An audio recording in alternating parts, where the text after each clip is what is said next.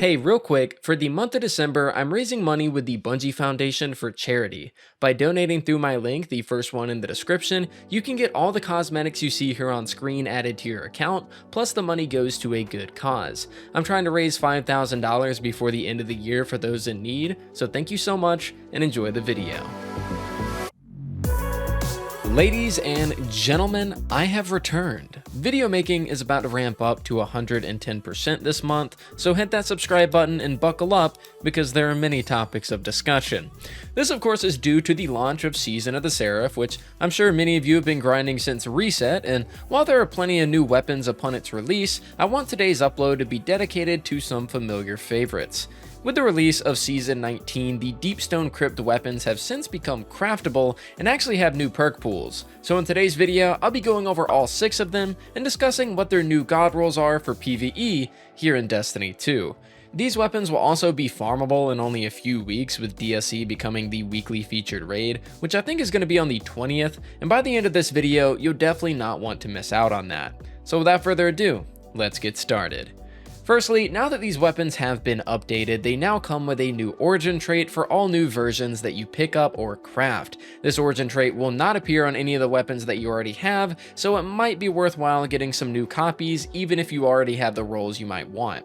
This origin trait is known as 𝗕𝗨𝗡𝗚 Inheritance, and it regenerates ability energy for any ability you have simply by dealing damage. This origin trait seems incredibly strong on paper, so like I said, if you're on the fence about crafting any of these weapons, I'd consider just going through with it and getting this origin trait, plus you have the new nutty perk combos that will make the grind even more worth it in the long run. So let's go ahead and talk about those perks. Kicking off today's video with the first weapon, let's talk about what has to be my favorite weapon in DSC now that these new perk pools have released, and that is going to be the TRUSTEE. Previously, TRUSTEE was always a weapon that I wanted to like, but I really couldn't get into it because redirection was really the only decent perk that it had in the final column, and I'm not much of a fan of that. After this update though, things are looking a lot spicier, or shall I say, explosive. Taking a look at the new perk pool here, we're presented with Pugilist, Reconstruction, and Rapidate in that first column, with Incandescent rolling in the second. Now, you guys already know just how insane Enhanced Incandescent is, and combining that with Pugilist for more melee energy, Reconstruction for that near endless magazine, or Rapidate of all things on a rapid fire for the crazy fast reload, it's gonna make this thing feel like a dream. This very well might be my favorite scout rifle in the game now, as it completely replaces at least any other solar scout that's in my arsenal. I'm super excited to get grinding for it, and probably make this my first crafted weapon of the raid. Now up next, let's talk about and look at what's been largely regarded as the best 180 in the game up until this update came out, and that's going to be the Posterity. Now, despite a lot of people rallying behind this weapon as one of the best in its archetype, many of us could still agree that at the end of the day, it's still just a 180, and that doesn't really matter that much. Nowadays though, with the new perk pool, Posterity is a much larger dot on my radar. Looking at the perks for the first column, we have Wellspring, Rapidate, Reconstruction, and Volt Shot of all things, yeah, in the first column. And for the second column, we have Pugilist and Frenzy as my top picks. Just some insane synergy here. I can without a doubt say I'll probably go the route of Volt Shot and Frenzy. Volt Shot for that add clear potential, and Frenzy to help me not only deal more damage, but also reload quicker to get Volt Shot procced more. This is going to be a nasty roll, and if you have any kind of misconceptions about 180s, or maybe you feel that it just might not be that strong, please give this combination a try, because having the add clear, having the pure, bullet damage, and then also having that reload speed on top of all of that, it's going to make Posterity a pretty crazy weapon. So this is also going to be one that I'm going to go for. I'm a little bit more of an Incandescent simp than I am of a Volt Shot simp, but both of the perks are really strong. So TRUSTEE, Posterity, those are definitely my top 2 picks as the must craft weapons with these new perk pools. Now, moving on from Posterity, we have one of the biggest fan favorites from the weapon set, and that is the Commemoratión Void Machine Gun. This weapon essentially took the role of Hammerhead in the community after that weapon got sunset, and so many people love it. But how can you make a weapon that is just renowned throughout the community even better?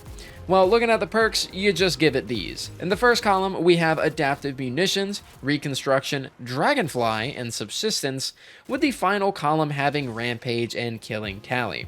Now, I don't know about you guys, but Dragonfly Killing Tally or Subsistence Killing Tally is calling my name. I'm pretty sure perks like Dragonfly and Rampage as well ended up getting buffed, like the mods that they had associated with them, the like Dragonfly spec and Rampage spec, were removed from the game and just kind of integrated into the perk itself. So Dragonfly and Rampage are already like better than they previously were, and having Dragonfly in that first column with Killing Tally to just rack up that damage buff is pretty insane. But then again, you also have Subsistence Killing Tally, which is just going to make sure that you don't run out of ammo, and you never have to lose that Killing Tally damage buff that you get. And for those that don't know what Killing Tally is, it's basically Rampage, but it never goes away until you reload. So the synergy with Subsistence is kind of insane, probably going to be the one that I end up crafting, but like I said, Dragonfly is just kind of that fun roll, and I like seeing shit explode. Now, moving on, let's get to what's essentially one of the only good snipers in the game, which, by the way, Bungie, please buff snipers, thank you. Here we have the Succession. Now, this weapon is known throughout the community as being one of the rare snipers that's actually worth using nowadays, but what has Bungie done to its perk pool to potentially make it better with this update? Well, in the first column, we essentially still have our usual combo of either Lead from Gold and Reconstruction, wouldn't really change anything else, and with the second column retaining Vorpal and Recombination, but also having Focus Fury and Firing Line to kind of put it in line with a DPS role. Now, I'm not sure I'd really change my current god roll of Reconstruction Vorpal for any of the new perks that they put here, as they do seem to focus on DPS, which the aggressive frame of Sniper isn't really that great for. My suggestion, just craft your old god roll this time, but with enhanced perks just for the lulz, and to at least get that new origin trait. Up next, we stay in the kinetic slot and talk about an absolute juggernaut in the slug shotgun family. That's going to be the Heritage. Now, how do you go about improving one of the most solid slugs in the entire game? Well, in this case, you sort of don't. Now, with the gameplay in the background, if you're using slug shotguns and not hot swapping between every single shot, then the new role that features Focus Fury might interest you, because if you do swap whenever Focus Fury is procced, you actually lose the damage buff and need to re-proc it. Otherwise, the old role of Reconstruction Recombination seems like it's going to stay king, especially because I do believe that Recombination got a buff with the most recent update, and that's going to make it even more effective. Now, lastly, to end things off, let's talk about the most underwhelming weapon from the entire set, the BEQUEST Arc Sword. This thing was not really used all that much ever since its release. It was pretty much known as the worst weapon in the set, but can Bungie's new perk pool redeem this sword? Well, taking a look, here in the first column we have Wellspring, Relentless Strikes, and Unrelenting, with the final column having Surrounded, Demo, Chain, and One for All.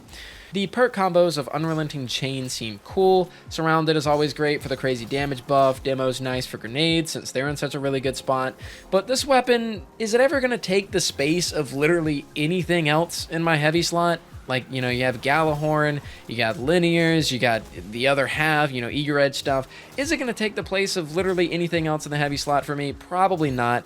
So this is one of the weapons that I'd say that just don't craft it. Like, it's just not worth it. You know, crafting's kind of already boring with the state of leveling stuff up at 𝗫𝗄𝗎, and it's pretty grindy and monotonous. I don't think this one's going to be worth your time. Now, with all that said, ladies and gentlemen, that is going to do it for today's video.